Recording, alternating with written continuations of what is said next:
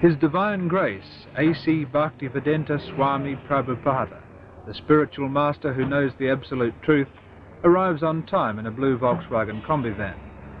For members of the Hare Krishna sect, it's the first coming. For the press, just another Indian mystic. And for the Paddington mob, another curious visitor. His Divine Grace founded the International Society for Krishna Consciousness in 1966, but it's said his disciplic succession can be traced back directly for 500 years. According to his followers, he's the divine representative of God, and he's completely pure. Basically, the movement he heads is austere and exclusive. Alcohol, tobacco and sex, other than for procreation, are frowned upon, and diet is strict and simple. Disciples surrender everything they own when they join the movement, and they survive on money from publications, donations, and they say Krishna. God or Krishna is all-pervading. From his energy,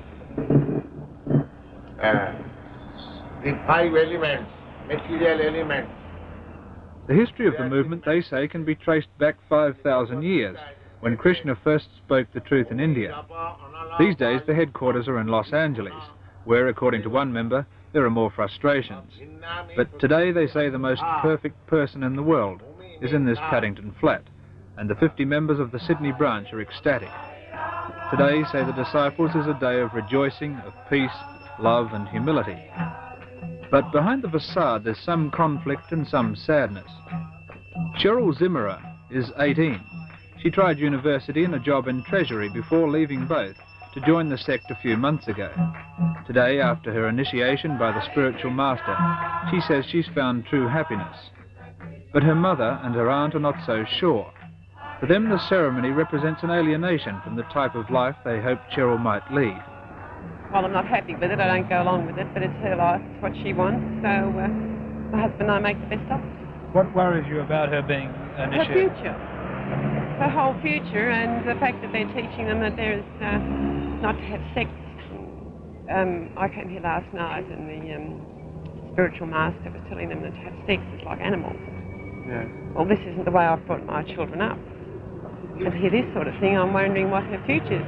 She's given up university to do this, given up everything. She's not working, and I can't see any future in it at all. What's going to happen in 10 years' time? What religion are you, can I ask? Church of England. And you feel that... She's been Christian, she's been confirmed in our own church, and she suddenly turned to this all in a matter of 2 months. What do you think has attracted her most of all about Well, this? she's been looking for something. She's an introvert, and she's felt she's wanted more out of life than what she's been getting. And she's obviously getting it, isn't she? Because she's, her ideas... She seems very happy since she's been here, doesn't she? Her ideas coincide with these people's ideas. And I think they're very good living people. They're very sincere in their ideas. But they're not my ideas. This is one of the things you don't particularly appreciate. No, I can't see the point of doing this. So why do you, in fact, prostrate yourself like that? Well, it's a sign of humility. Like the spiritual master, he is a messenger from God, an associate of God. He's actually Krishna's friend, God's friend. And this is why we bow down to the spiritual master, because the spiritual master is giving us, this knowledge how to go back home, back to Godhead, back to Krishna. Like it's just so potent in the world. Like we have 52 temples all over the world today. Your mother is worried that, in fact, all the things you're saying are largely due to brainwashing. Are you worried that she's worried? I'm worried that she's worried, but I don't think she should be. Because you can see that, there's peace and happiness there. Completely. Everybody has one goal, and there's no sort of bad relationships in the temple. People realise that we're all spirit souls, all part of Krishna. Do you feel she could have spiritual and happiness and peace with herself without doing this? Of course.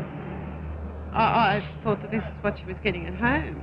I mean, we love her very much at home. She's been brought up to the Christian religion, but there just seemed to have been something lacking somewhere. This is a very hard question, but if your parents wanted you to come home and perhaps ignore all of this, and perhaps get married like most normal 18-year-old girls, what would you do? What? They wanted me to. I'd say I can't, because you know we're all spirit soul and we're only on this lifetime.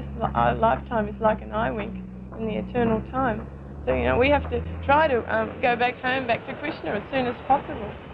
But there's no other bona fide spiritual master. This spiritual master is pure. You can tell just by association that he is pure. You can find out for yourself just by association. We don't ask you to believe, you know, that he is pure.